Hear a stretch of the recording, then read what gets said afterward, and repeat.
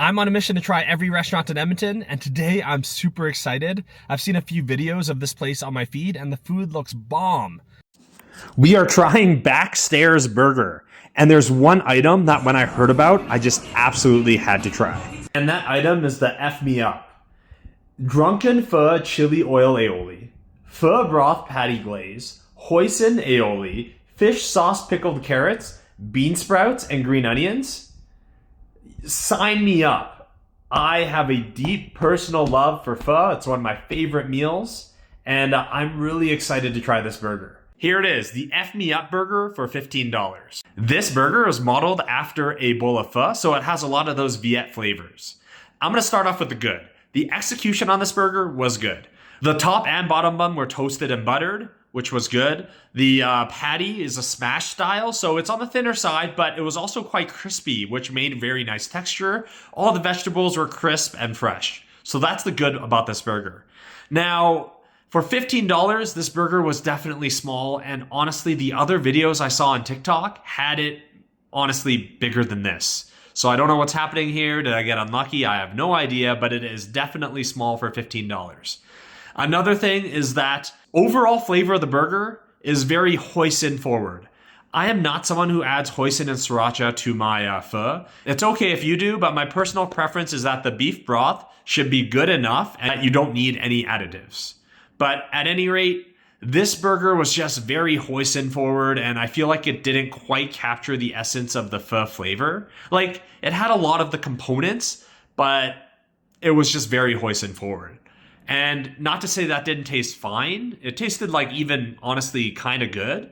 But I guess I'm just disappointed that it didn't really capture what a good bowl of pho tastes like, in my opinion.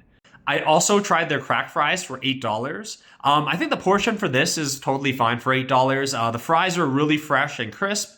The sauces they use is their house special crack sauce and then sour cream. And then they throw some green onions on top.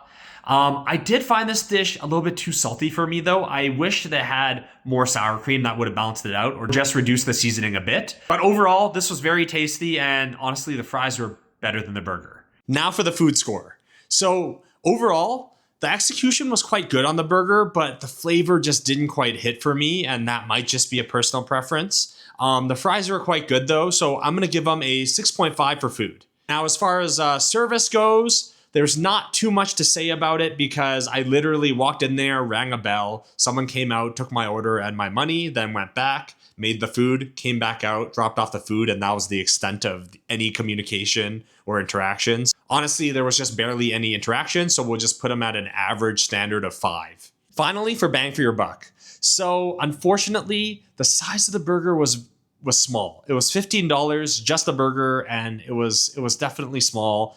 It won't get you full, and it didn't even quite hit on the flavor side for me. However, the execution was solid, so it could be the case that all their other burgers are much better. I have no idea.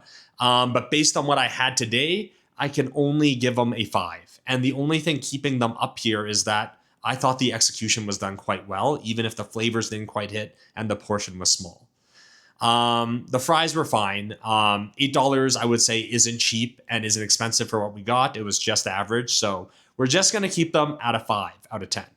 If you're looking for a burger place with unique flavors and very different burgers than your standard burgers, you can give this place a try.